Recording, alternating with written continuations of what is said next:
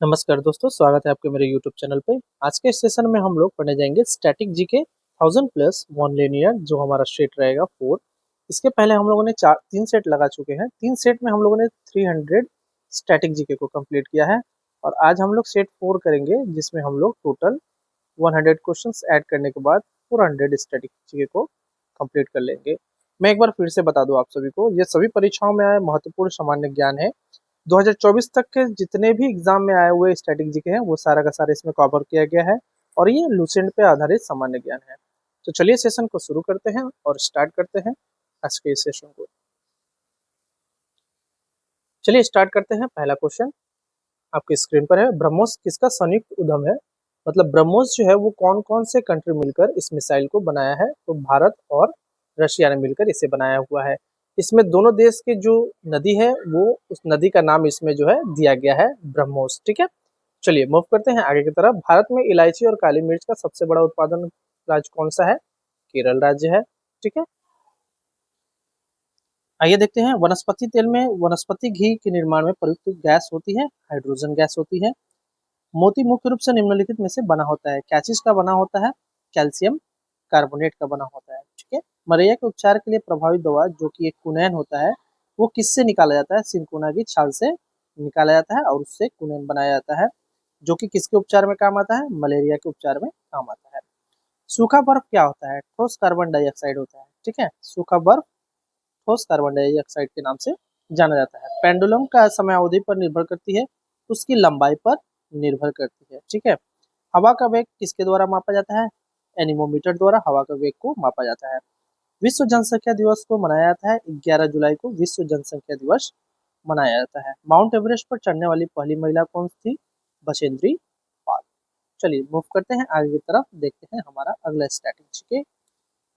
चलिए आ गया है क्वेश्चन। भारतीय संविधान का रक्षक है। भारत का सर्वोच्च न्यायालय जो है भारतीय संविधान का मुख्य रक्षक होता है। निम्नलिखित में से किस प्रकार की ऊर्जा शुष्क सेल में संग्रहित होती है? तो रासायनिक ऊर्जा संग्रहित होती है। ठीक है, विद्युत चुंबक प्रेषण के सिद्धांत की खोज किसने की थी? माइकल फैराडे ने की थी।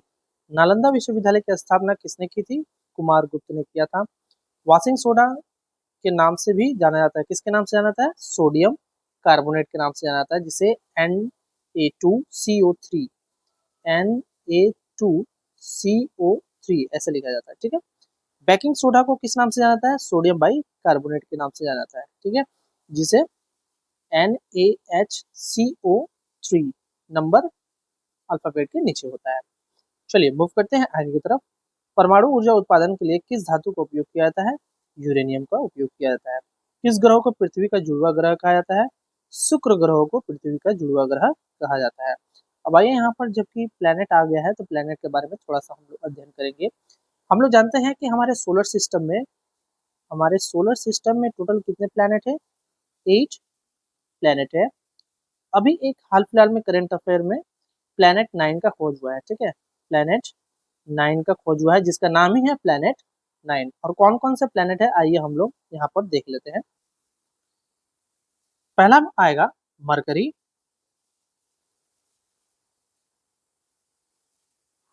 ठीक है, दूसरे नंबर पे आ जाएगा वेनस, जिसकी अभी बात हो रही है। तीसरे नंबर पे आ जाएगा अर्थ। चौथे नंबर पे आ जाएगा मार्स। और एक चीज याद रखिएगा, ये जितने भी प्लेनेट मैं अभी अभी पढ़ाया आपको, ये मरकरी, वेनस, अर्थ और मार्स, इसे इनर प्लेनेट के नाम से जाना जाता है। अब मैं जिस प्लेनेट का नाम लिखने जाऊंगा उसे आउटर प्लेनेट के नाम से जाना जाता है। इनर प्लेनेट क्या होता है? ये सूर्य के नजदीक होते हैं और मोस्टली जो इसका पार्ट होता है वो रॉक से बना होता है, चट्टानों से बना होता है। ठीक है, अब आइए आउटर प्लेनेट की बात करते हैं। आउटर प्लेनेट में आ जाएगा आपका नंबर 1 पे आ जाएगा जुपिटर। जुपिटर नंबर 6 पे आ जाएगा सैटर्न, जिसे शनि कहते हैं, सैटर्न। नंबर 7 पे आ जाएगा यूरेनस और नंबर 8 पे आ जाएगा आपका नेपच्यून। ठीक है, तो ये याद रखना है, मरकरी, वेनस, अर्थ और मार्स जो है इसे इनर प्लैनेट के नाम से जाना जाता है। इसे इनर प्लैनेट के नाम से जाना जाता है। Jupiter, Saturn, Uranus, Neptune. Brihaspati और ये शनि, यूरेनस और नेपच्यून को हम लोग आउटर प्लैनेट के नाम से जानते हैं।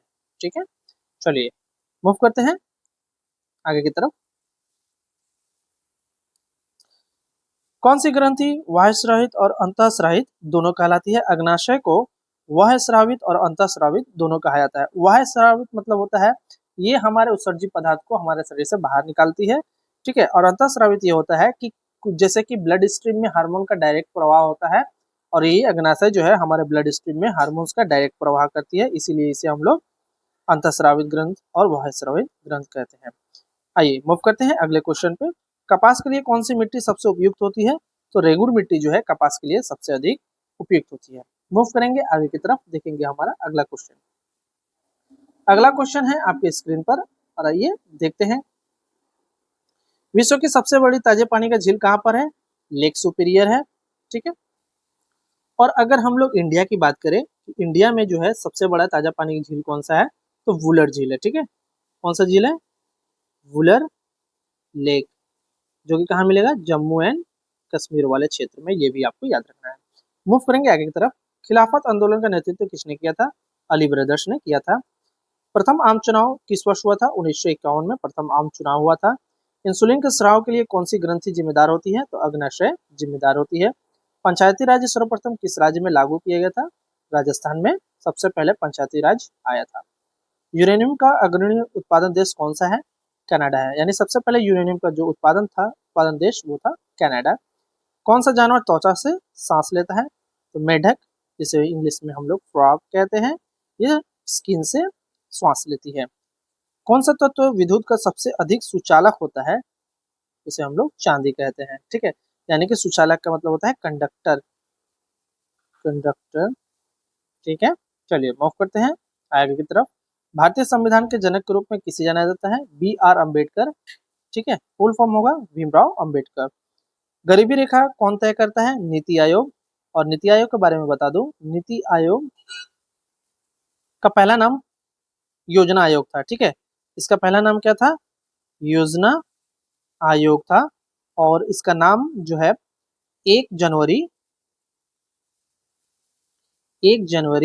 2015 को इसका नाम चेंज कर नीति आयोग कर दिया गया है, ये भी आपको याद रखना है। ठीक है, चलिए इसके थोड़ा सा और भी कुछ एक्स्ट्रा जानकारी पढ़ लेते हैं। चेयरमैन कौन होता है?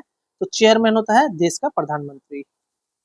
चेयरमैन देश के पीएम होते हैं, ये भी आपको याद रखना है। चलिए मूव करते हैं अगले क्वेश्चन पर, देखते हैं। यहाँ पर ये प्रिंटिंग मिस्टेक है। अन्नामुदी कहाँ स्थित है? केरल में स्थित है। विश्व का सबसे बड़ा रेगिस्तान कहाँ पर है? सहारा रेगिस्तान जो है विश्व का सबसे बड़ा रेगिस्तान है, और ये कहाँ पाया जाता है? ये अफ्रीका कॉन्टिनेंट पे पाया जाता है। अफ्रीका कॉन्टिनेंट में पाया जाने वाला विश्व का सबसे बड़ा रेगिस्तान, जिसे सहारा रेगिस्तान के नाम से जाना जाता है। अब आइए हम लोग देख लेते हैं एशिया का सबसे बड़ा रेगिस्तान और भारत का सबसे बड़ा रेगिस्तान। अगर हम लोग इंडिया की बात करें, तो इंडिया का सबसे बड़ा रेगिस्तान है थार डिजर्ट। ठीक है, और हम लोग एशिया की अगर बात करें, तो एशिया का सबसे बड़ा डिजर्ट वो है गोबी डेजर्ट। तो यहाँ से हम लोगों ने 3 चीज पता किया। विश्व का जो सबसे बड़ा रेगिस्तान है वो है सहारा, जो कि अफ्रीका कॉन्टिनेंट में है। भारत का सबसे बड़ा रेगिस्तान जो है उसे थार के नाम से जाना जाता है। एशिया का सबसे बड़ा रेगिस्तान गोबी डिजर्ट है, ये भी आपको याद रखना है। ठीक है, इसको भी स्किप करेंगे, यहाँ पर थोड़ा सा प्रिंटिंग मिस्टेक है। आइए मूव करते हैं अगले क्वेश्चन में। निम्नलिखित में से किस व्यक्ति ने आनुवंशिकता के नियम को सिद्धांत किया है? ग्रेगर जॉन मेंडल ने आनुवंशिकता के नियम को दिया है। देशबंधु के नाम से जाने जाने वाला कौन व्यक्ति है? चित्तरंजन दास। पंचायती राज्य के अंतर्गत आता है राज्य सूची।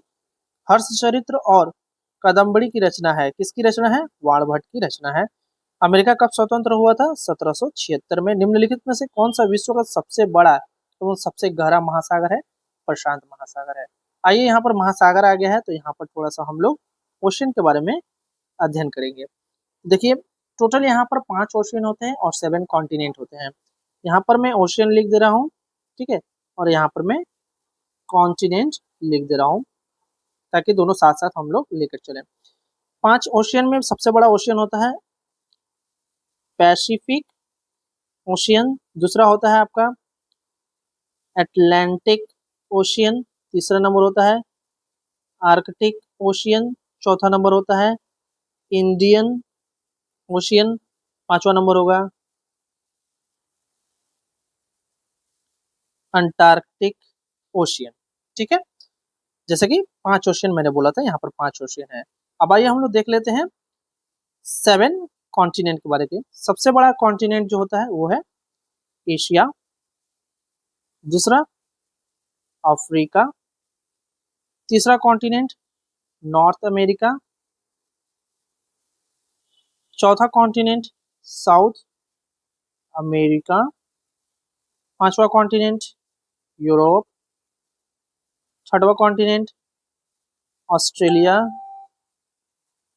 और सातवां कॉन्टिनेंट अंटार्कटिका। ठीक है, ये जितने के जितने हैं यहाँ पर मैंने मेंशन कर दिए हैं, 7 कॉन्टिनेंट और 5 ओशियन। चलिए अब हम लोग मूव करेंगे अगले क्वेश्चन की तरफ। अगला क्वेश्चन आपके स्क्रीन पर है, चलिए देख लेते हैं। किस देश को सफेद हाथियों की भूमि के नाम से जाना जाता है? थाईलैंड को। किस देश को सुबह के सूरज की भूमि कहा जाता है? जापान को। किस शहर को हजार झीलों की भूमि कहा जाता है? फिनलैंड को। किस शहर को मध्य रात्रि के सूरज की भूमि कहा जाता है? नॉर्वे को। कंगारू की भूमि किसे कहा जाता है? ऑस्ट्रेलिया।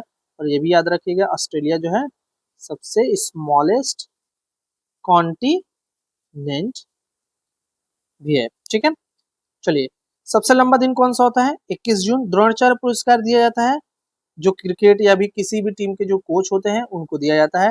पुरस्कार राशि कितनी होती है? 15 लाख जो है पुरस्कार राशि होती है, ये भी आपको याद रखना है। और इसकी स्थापना कब हुई थी ये भी हम लोग देख लेते हैं। 1985 में इसकी स्थापना हुई थी, ये भी आपको याद रखना है। अर्जुन पुरस्कार किस क्षेत्र में दिया जाता है? खेलों के क्षेत्र में दिया जाता है। इसमें भी आपको 15 लाख रुपया पुरस्कार राशि दी जाती है। और इसकी स्थापना की अगर बात करें तो 1961 में इस पुरस्कार की स्थापना हुई थी, ये भी आपको याद रखना है। भारत का सर्वोच्च नागरिक पुरस्कार कौन सा होता है?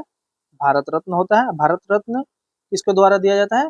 देश के राष्ट्रपति द्वारा दिया जाता है। ठीक है, देश का राष्ट्रपति जो है वो भारत रत्न देता है प्रधानमंत्री के सिफारिश पर, ये भी आपको याद रखना है। साहित्य के क्षेत्र में ज्ञानपीठ पुरस्कार जो है वो दिया जाता है, ये भी आपको याद रखना है। चलिए मूव करेंगे आगे की तरफ, देखेंगे अगला क्वेश्चन।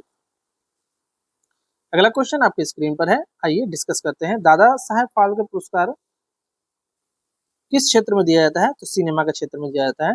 सिख धर्म के संस्थापक कौन है? गुरु नानक है।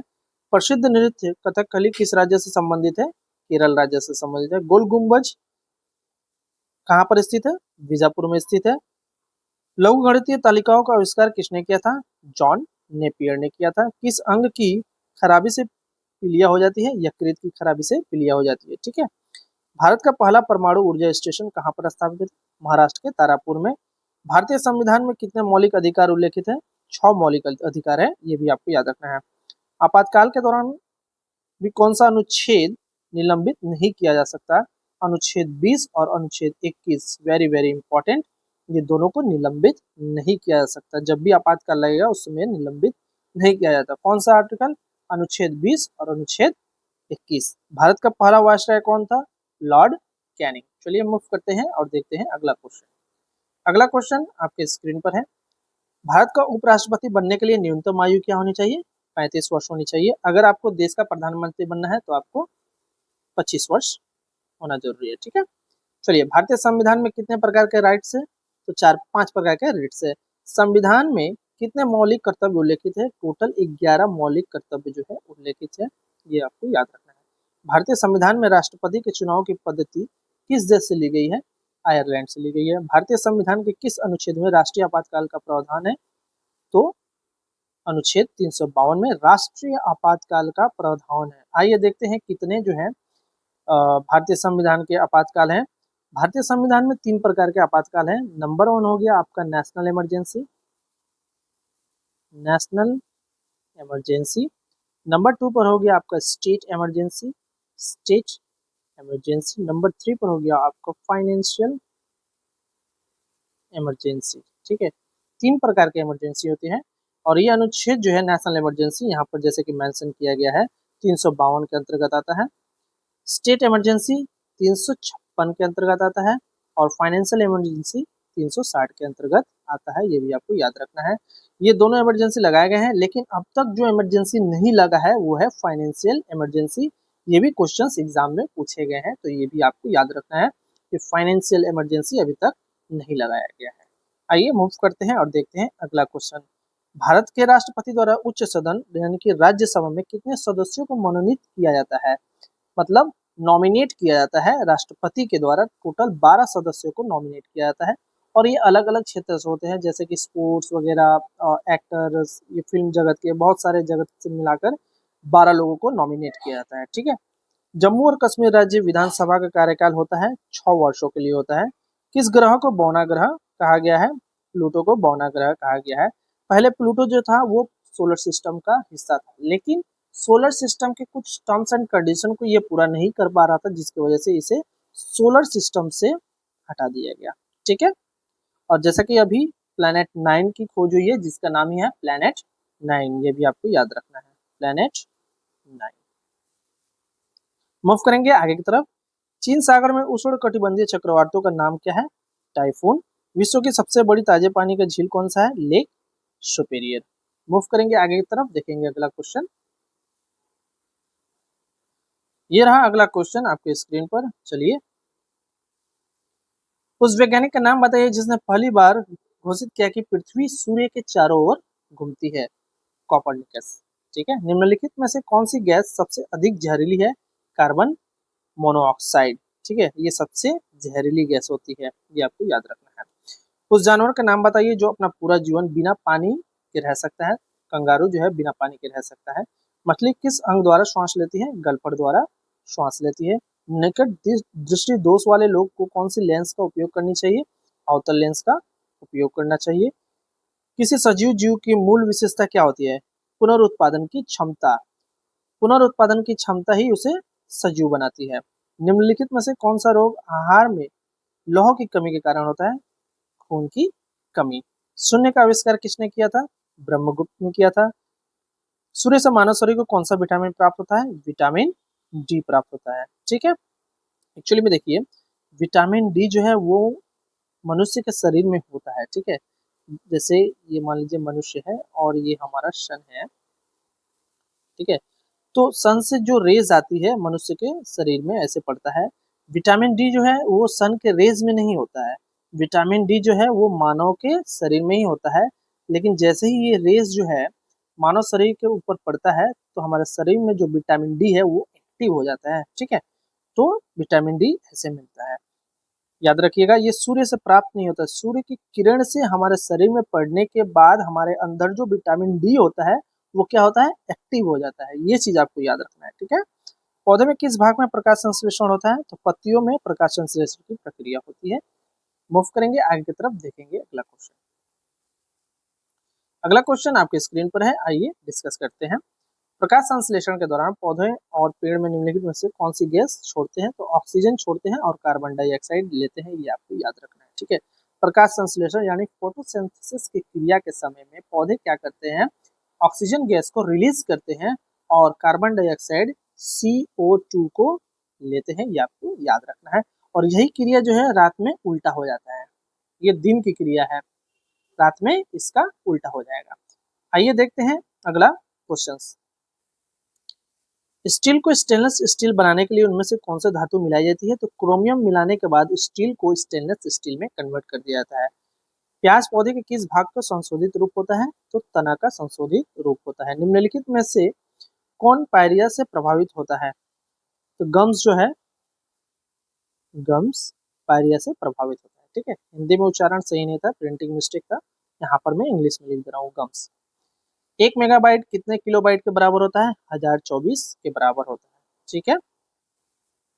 जैसे कि हम लोग 1 GB यूज करते हैं, 1 GB, तो 1 GB जो है वो किसके बराबर होता है? 1024 MB के बराबर होता है, मेगाबाइट। ठीक है। यह है गीगाबाइट और यह है मेगाबाइट। तो 1024 मेगाबाइट जो है वो 1 GB के बराबर होता है, याद रखना है। दूध का घनत्व मापने के लिए किस उपकरण का उपयोग किया जाता है? तो लैक्टोमीटर द्वारा दूध के घनत्व को यानी उसके डेंसिटी को मापा जाता है। अंतरिक्ष में जाने वाला पहला जीवित प्राणी कौन सा था? कुत्ता था, ये आपको पता होना चाहिए। हेमोग्लोबिन का मुख्य घटक क्या होता है? तो हेमोग्लोबिन का मुख्य घटक आयरन होता है। ठीक है, आयरन, लोहा मतलब वो लोहा नहीं बोल रहा हूँ जो कि घर वगैरह में बनाने में यूज होता है। ये आयरन, मिनरल्स वाली आयरन की बात की जा रही है यहाँ पर। कितने प्राकृतिक तत्व ज्ञात है अभी तक? टोटल 92 प्राकृतिक तत्व को खोजा गया है। ठीक है, तंबाकू में कौन सा विषैला तत्व मौजूद होता है? तो निकोटीन तंबाकू में पाया जाता है, ये भी आपको याद रखना है। चलिए मूव करते हैं आगे की तरफ, देखते हैं अगला क्वेश्चन। अगला क्वेश्चन आपकी स्क्रीन पर है और आइए डिस्कस करते हैं क्वेश्चंस के ऊपर। एक व्यक्ति में कितने गुणसूत्र होते हैं? तो टोटल 46 होते हैं। ये 23:23 के अनुपात में होता है। ठीक है, मानव को किसने वर्गीकृत किया है? तो कार्ल्स लैंडस्टीनर ने वर्गीकृत किया है। निम्नलिखित में से कौन सा विटामिन रतौंधी को रोकता है? विटामिन ए रतौंधी को रोकने के काम करता है। कंप्यूटर का आविष्कार किसने किया था? Charles Babbage. यहाँ पर सी बैबेज है, सी बैबेज का मतलब होता है चार्ल्स बैबेज। मानव शरीर में एक्जिमा से क्या प्रभावित होता है? तो त्वचा, त्वचा जो है वो शरीर के प्रभावित होता है किससे? एक्जिमा के द्वारा। ठीक है, एक्जिमा एक बीमारी है जो कि त्वचा से रिलेटेड होता है, हमारे स्किन पर होता है। अल्फ्रेड नोबेल किस आविष्कार से जुड़े हुए हैं? तो बारूद के आविष्कार से जुड़े हुए हैं। एक सामान्य वयस्क मनुष्य में प्रति मिनट और हृदय की धड़कन कितनी होती है? 72 बार जो है 1 मिनट में धड़कता है। ठीक है, ये क्वेश्चन यहाँ पर बोल रहा है। इंटरनेट की दुनिया में www का मतलब क्या होता है? वर्ल्ड वाइड वेब होता है। हल्दी पौधे के किस भाग को है तना को कहा जाता है? गुरुत्वाकर्षण का सार्वभौमिक नियम किसने प्रतिपादित किया था? न्यूटन ने प्रतिपादित किया था। इस तरह से जो है हम लोगों ने टोटल 100 क्वेश्चंस यहाँ पर कंप्लीट किए हैं सेट 4 का। इससे पहले हम लोगों ने सेट 3 कंप्लीट किया हुआ है, सेट 1, सेट 2, सेट 3, टोटल मिलाकर 100 100 100 100 400 क्वेश्चंस जो है आज हम लोगों ने कंप्लीट किया हुआ है। वीडियो अगर पसंद आए तो लाइक कीजिएगा, शेयर कीजिएगा, सब्सक्राइब कीजिएगा। Thank you so much.